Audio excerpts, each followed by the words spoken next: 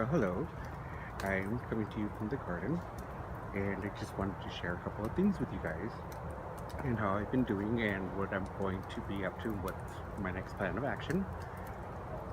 And, September 11th always throws me for a loop. I was a funeral director in 2001 when that happened, and I remember seeing everything live, and I never really knew how much it affected me to the point where it took me dark places, and I never really understood why. Um, and then my sister-in-law made a comment how she kind of forgot it was September 11th, and she kind of freaked out that it was happening again because they showed the clip on the news.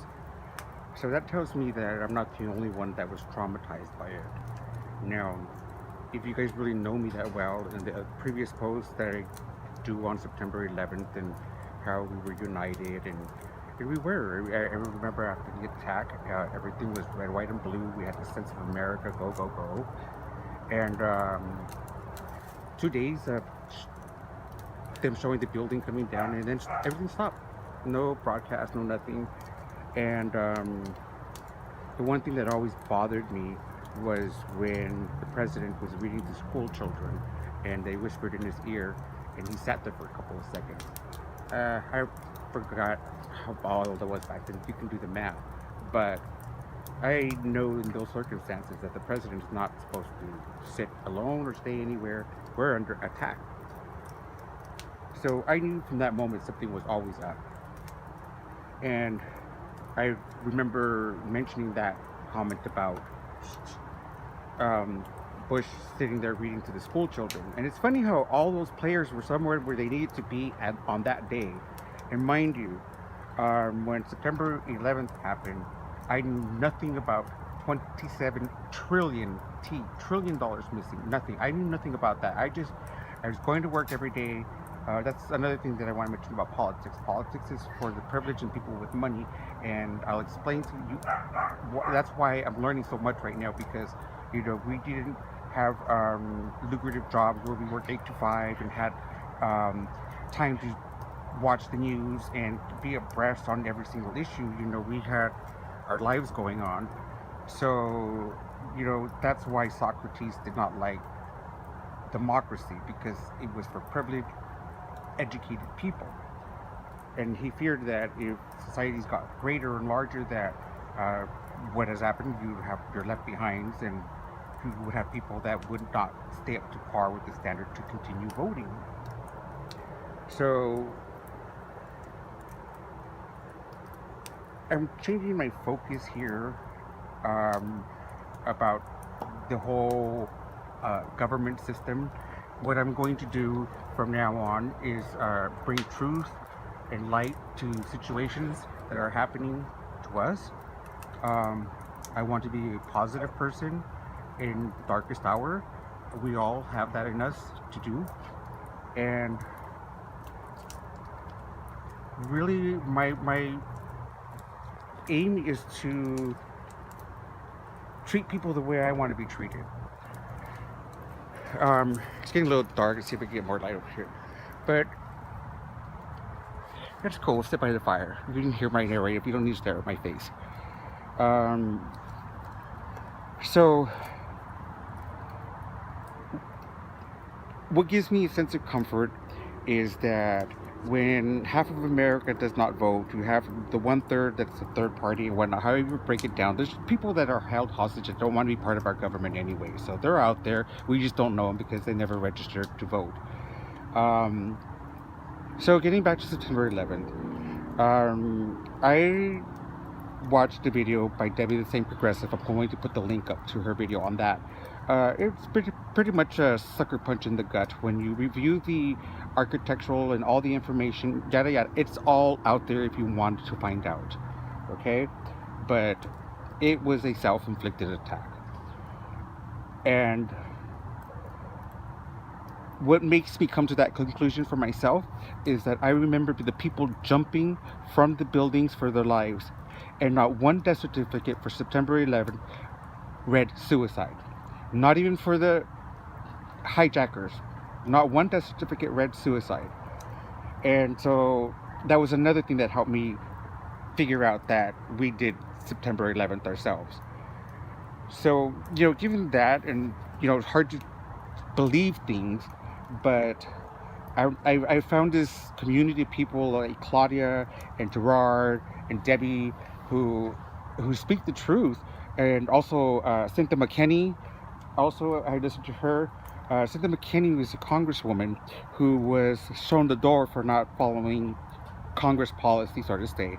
And on that note, to back that up, I want to know why Janice Hahn, my LA representative supervisor, why she left Congress. She said she would be more productive at a local level, and that tells me something as well. If we voted to send her to Congress and she wants to come back, the Congress is not doing something, and Ms. Hahn's responsibility is to tell us why. Not that it is, she just needs to quit that bullshit and tell us what's happening in Congress and not let them play their game. So I will be speaking to Ms. Hahn soon, even though I do not support her in the election. I supported her prior to, but there's no more politics.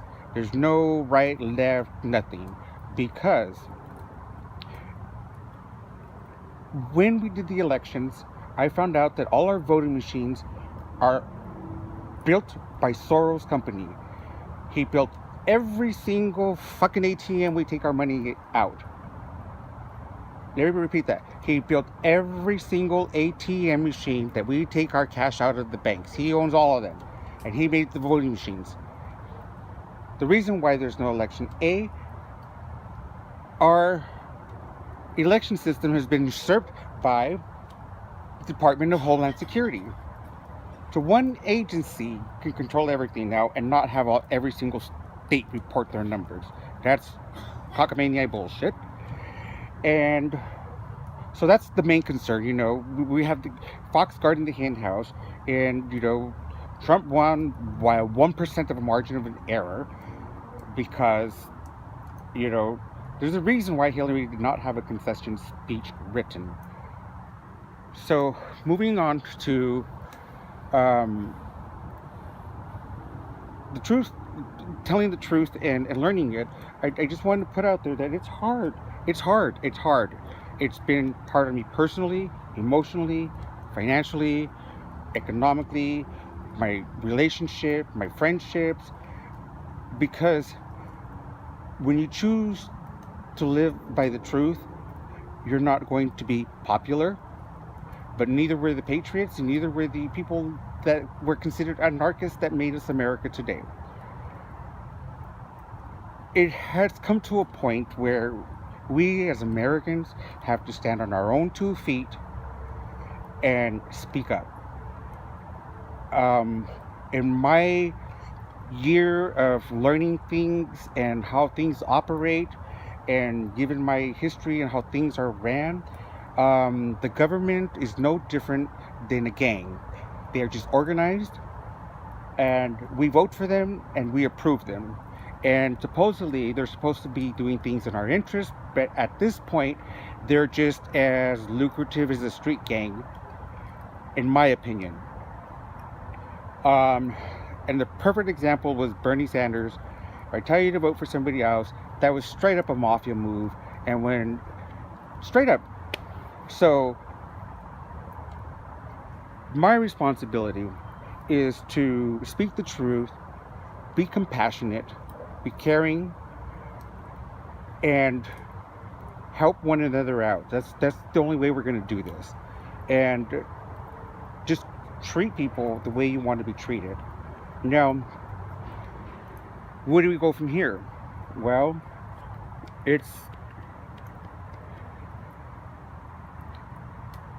think about Yemen and Afghanistan and Syria, and the list can go on. That stuff has been done in our name. We send money to Hurricane Harvey, money to Irma.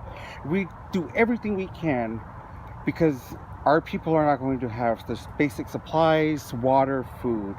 Well, how do you think we've left half of the world, most of it, in those conditions?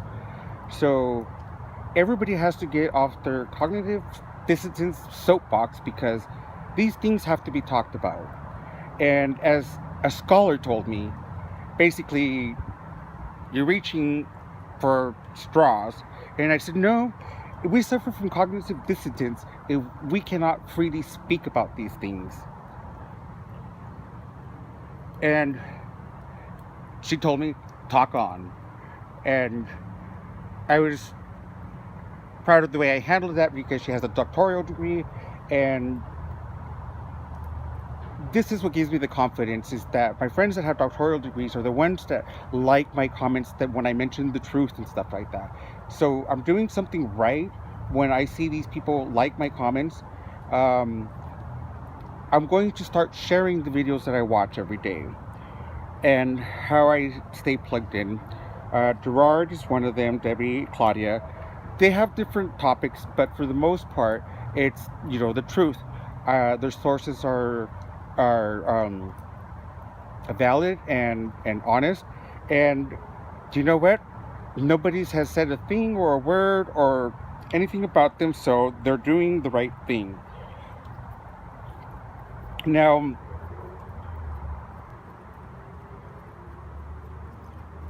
I want to talk about how I'm dealing with this, because when you choose to see the truth, it's not easy. It's not.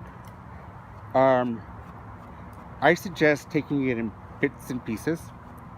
My suggestion would be first look up your birth certificate, because it was turned into a bond.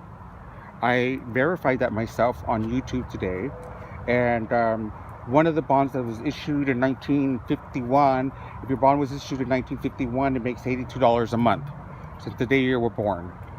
My next step is to find out how to get it. So we have money out there in our name, and the reasons you'll find out. Okay? But look up your birth certificate number as a bond, and you will find out you have money there. Seriously. Another thing is, revisit September 11th. Those towers were designed to be hit by 760 planes, and they were hit by a smaller plane. And the Pentagon and so on and so forth, and remember, $27 trillion lost. How appropriate for one of those planes to go right into the accounting offices, into the rings of the Pentagon. So, wake up. I'm here for your support. When you need it, or you want to talk to somebody, if you need me to point you in a direction for something, I would be more than happy to. But we need to get stepping and standing and talking. And that's how we're going to do this. And demand one vote, one count, or nada. Because they're just politicians. And I'll remind you once more, it doesn't matter what we do, all the voting machines are controlled by Soros. So, on this note, I leave you from the garden with peace, love, and happiness. And fight to tell the truth, because it always prevails, and it always has. And be the truth teller. And no, we're not whistleblowers. That's just to demonize people and make people think you're crazy, and no, you're not. When you start finding out the truth, also, you're going to have this whole community of people that are. I feel like I'm part of something greater than I ever was, meeting my new friends. And so, on that, have a good night. And I didn't realize it got so dark.